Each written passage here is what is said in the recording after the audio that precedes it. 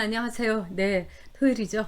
이제 주말 이제 시작됐고, 상의롭고 또 좋은 주말 보내시기 바랍니다.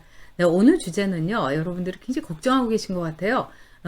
어저께죠. 조원 IC에서 이 발표한 데 따르면은 그 민주당의 박영선이 뭐 41% 계속 이렇게 나왔고, 특히 안철수한테도 이 단일화를 해갖고 1대1로 붙여도 이기는 걸로 나왔어요. 또 나경원한테도 뭐 큰 차이로 이기는 걸로 나왔습니다. 그러니까 여러분들이 굉장히 불안하실 거예요.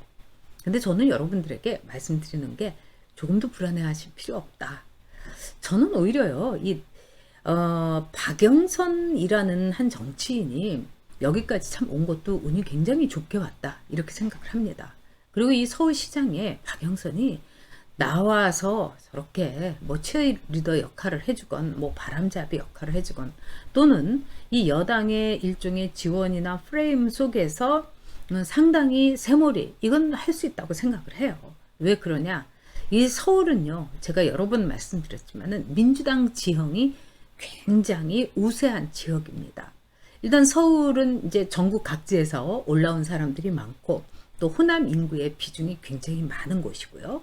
또 뿐만 아니라 서울이 뭐 강남, 뭐 강북, 그 다음에 뭐 서부권, 서남권 굉장히 복잡하게 서울의 구도를 볼 수가 있는데 서울은 이제 우리가 중원을 잡아야지 모든 선거에서 이긴다 하지만은 이제까지 정치적으로 볼 때 이 보수 정당에서는 굉장히 어려운 곳이 서울입니다. 그래서 지금 국민의힘이 실제적으로는 지금 서울에서는 몇 명의 국회의원이 없어요. 그래서 이번에도 국민의힘에서 나오는 이 후보들 중에 국회의원들 한 명도 없잖아요, 여러분. 이번에 4명이 올라갔는데 나경원, 그 다음에 오세훈, 그리고 오신환 다 서울에서 한다 하는 선거구에 나왔지만은 낙선이 돼버린 겁니다. 그나마 이제 이 저력을 보여준 조은희 유일하게 정말 서초구에서 구청장으로 이제 당선돼서 현직으로 이렇게 나선 거죠. 자, 이런 정도로 힘듭니다. 그런데 이 문재인 정권이 워낙에 부동산을 망쳤기 때문에 그 다음에 이번에 800억 원이 드는 보궐선거의 유책자가 바로 성추행으로 저승으로 가버린 박원순이 그 다음에 지금 성추행 재판에 한 건도 아니고 여러 건이 이제 부풀려 가지고 뭐 불풀린 게 아니라 드러나 가지고 이 법정에 서야 되는 이제 오거더니 아주 그냥 보기만 해도 참 그렇죠. 이런 상황에서 치러지기 때문에 이거는 심판 선거가 될 거다. 저는 그렇게 믿습니다. 그리고 그렇게 될 것입니다. 자, 그런데 지금요, 민주당에서는요, 단 2명의 후보가 나왔어요. 이 후보가 뭐 본선이니 뭐 이런 거 할 필요도 없는 거예요. 자, 이런 구도로 볼 때 민주당에서는 이번 선거가 굉장히 어렵다고 보는 겁니다. 그래서 우상호, 제일 먼저 나가겠다고 했죠. 근데 우상호의 경우에는 당내의 기반이라든가 또는 이 감방에 갔다 와야 되고 운동권 출신이어야 되고 뭐 그런 쪽에 있어서는 우상호가 상당히 그 백업이 돼 있는 그 민주당스러운 사람이죠. 근데 반면에 우상호는 여러분도 잘 아시겠지만은 인지도가 낮습니다. 그래서 서울시장은 인지도 그리고 굉장히 거물 빅딜이 나와야 된다는 게 서울 시민들의 자존심이기도 하죠. 근데 우상호 누구야? 하는 사람이 아직도 많은 거예요. 박영선의 경우는 언론에 많이 알려져 있고 그 다음에 삼성 저격수로 인해 가지고 상당히 재벌을 혼내주면서 아주 정의의 사도 뭐 홍길동이 여동생 뭐 이렇게 이제 된 그런 이제 구도가 있는 거죠.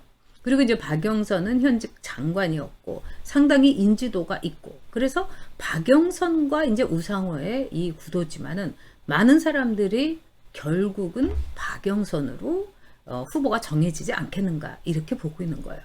그래서 여기는 그 한 10여 명이 나와가지고 뭐 김근식이 떨어지고 뭐 이상한 사람들 다 떨어지고 뭐 이상하다 봤자 이제 뭐 갑자기 이제 뭐 이 서울시장으로 내가 뭐 이 간택을 받았다 이런 사람까지도 있었으니까요. 근데 여기서 일단 후보가 정해지겠죠. 근데 이쪽에서 제가 볼 때는 자 나경원이든 오세훈 그 다음에 이 또 제3지대에서 안철수와 그리고 금태섭 이렇게 되면은 결국은 야권 연대 사람들이 이 바글바글 하면서 이 시선을 끌게 될 겁니다. 그래서 어제 나온 그 여론조사는 제가 볼 때는 표본이 좀 잘못됐거나 그리고 지금의 상황을 정확하게 보여주는 것이 아니다. 저는 이런 말씀을 꼭 드리고 싶고요. 그 다음에 여러분들한테 하나 말씀드리고 싶은 거. 박영선이 나는 중기부 장관이 너무 좋아요. 뭐 여기 계속 있고 싶어요. 그리고 뭐 중기부에 제가 보기엔 이것도 다 셋업된 것 같은데 뭐 장관님하고 더 일하고 싶어요. 너무너무 좋았습니다. 뭐 이런 막 미담이라든지 뭐 미담 제조 뭐 이런 걸 많이 한 거죠. 근데 그런 와중에서 박영선이 상당히 시장 출마에 대해서 미적된 거를 여러분이 느끼실 거예요. 아니 뭐 저기 나올 거면은 얼른 나오지 뭐 되지도 않는 뭐 무슨 뭐 말하고 뭐 이렇게 원래 이제 컨텐츠가 그렇게 있는 사람이 아니니까 상당히 말도 안 되는 엉뚱한 얘기하고 이 줄긋게 안 되는 얘기하고 그러다가 이제 나왔어요. 근데 왜 안 나왔을까? 왜 이렇게 미적됐을까? 궁금하실 거예요. 박영선한테는 굉장히 아킬레스건이 많습니다. 저는 지난번에 그 중기부 장관 청문회를 할 때 저렇게 결점이 많고 저렇게 또 팩트가 많은 사람을 어떤 식으로 이렇게 국민의힘이 이거를 패스를 해주나 참 국민의힘 한심하다 이렇게 생각했어요. 그동안에 박영선이는 뭐 박지원이하고 뭐 박남매다 이래가지고 많은 사람을 낙마를 시켰죠. 그럼 거기에 대해서 정치라는 거는 적절하게 대가를 치러줘야 되는 거예요. 근데 오히려 박영선이한테 당했죠. 박영선이가 유방암 수술을 한 거에 대해서 얘기를 하니까 그러면 전립선암 수술한 거는 얘기해야 되냐고 뭐 이런 식으로 말도 안 되게 받아친 거예요. 여러분 유방암 수술을 한 게 무슨 이게 성적인 이게 무슨 가해를 가한 겁니까? 병인 거예요. 그러면 뭐 유방암 뭐 수술했다는 얘기를 하는 것 자체가 뭐 입에 올리지 말아야 되는 금기어입니까? 뭐 무슨 박원순, 오고돈처럼 성추행이 이게 하는 당인데 뭐 유방암 이것도 못한다? 제가 정말 웃기다고 생각을 했어요. 자, 박영선은요. 여러분들에게 말씀드리겠지만은 첫째 재산 축적에 있어서 상당한 문제가 있습니다. 그동안에 박영선은 삼성에 대해서 매우 거칠게 그 다음에 무조건 삼성 발목 잡기를 했어요. 좋습니다. 삼성이 정말 굿 컴퍼니지 그레이트 컴퍼니가 아니었기 때문에 그렇다면은요. 말끔하고 깨끗하고 정말로 재벌에 말하자면은 비리 또 재벌을 진짜 좋은 회사가 될 수 있도록 내가 아주 사욕 없이 사리 사욕 없이 했다. 이렇게 돼야 되는 거 아니겠어요? 근데 유감스럽게도 박영선은 한편에서 그렇게 삼성을 말하자면은 때리고 그리고 박영선의 남편은 삼성 관련된 아주 한치 걸리고 두치 걸리고 그런 사건을 수임을 해서 상당히 재산을 축적했다는 겁니다. 자, 박영선이 또 거짓말을 많이 했어요. 두 번째로 박영선이 뭐 정동영의 그 권유를 들고 또 뭐 DJ가 정치권으로 끌어줬다. 그렇지 않습니다.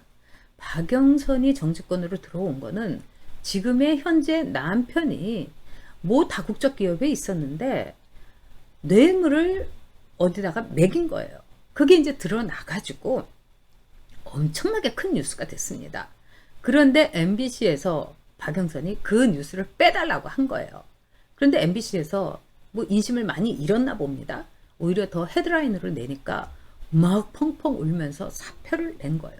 그러고 나서 정동영이 하고 뭐 그동안 얘기는 있었겠지만 대변인으로 이제 오게 된 겁니다.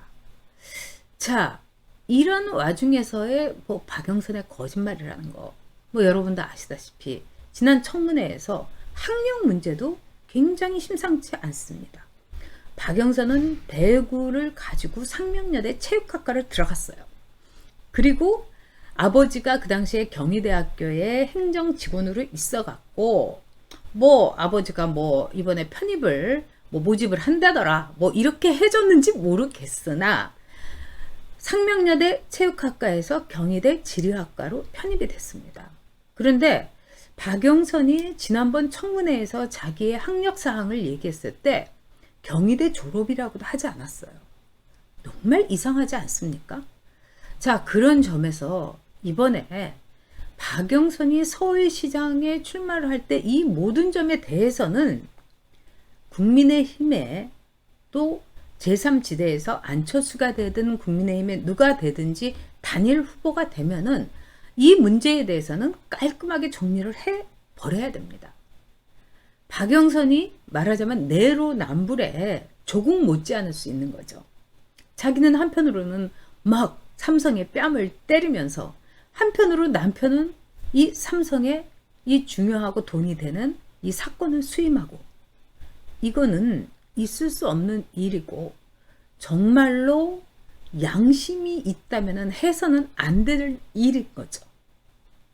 그리고 이거는 직권을 이용을 해갖고 일종의 이득을 취한, 말하자면은 국회의원직도 박탈당할 수 있었던 굉장히 위험한 행위였습니다. 자, 박영선은요, 그동안에 제가 보기에는 뭐 굉장히 운이 좋은 사람이었다 이렇게 생각합니다. 그리고 이 민주당이라는 곳에서 키워준 일종의 아이돌이고 치어리더였던 거죠. 그리고 참여연대에서 박영선을 교육을 해가지고 말하자면은 뭐 다 써주고 이렇게 다 했던 겁니다. 자, 이제 여러분, 서울시장을 어떤 분을 뽑으시겠습니까?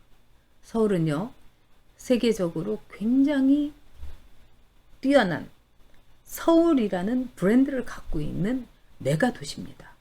두 번째, 서울은요, 이 나라의 경제와 정치와 문화의 중심지입니다. 세 번째, 서울은요, 지금 이대로는 안 됩니다. 그러면은 박원순이의 그 흉악한 뭐 신발을 걷는 뭐 휴즈트리 이런 식으로 뭐 컴팩트 21 이런 식의 보여주기, 그 다음에 아주 얄팍한 행정을 가지고 또 한 번 서울시장을 여러분이 뽑으시겠습니까? 이거는 국민의힘을 지지하던 또는 민주당을 지지하던 그 문제가 아니라고 생각합니다.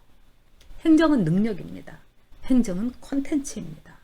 행정은 바로 우리의 삶과 생활을 좌지우지하는 겁니다. 우리가 도로에 금 하나만 잘못 그어져도 우리의 삶이 얼마나 불편한지를 여러분 아시지 않습니까? 자, 그런 점에서 박영선이 시장 출마에 미적된 이유는 뭘까요? 너무나 많은 결정적인, 치명적인 자기가 해온 잘못이 있기 때문입니다.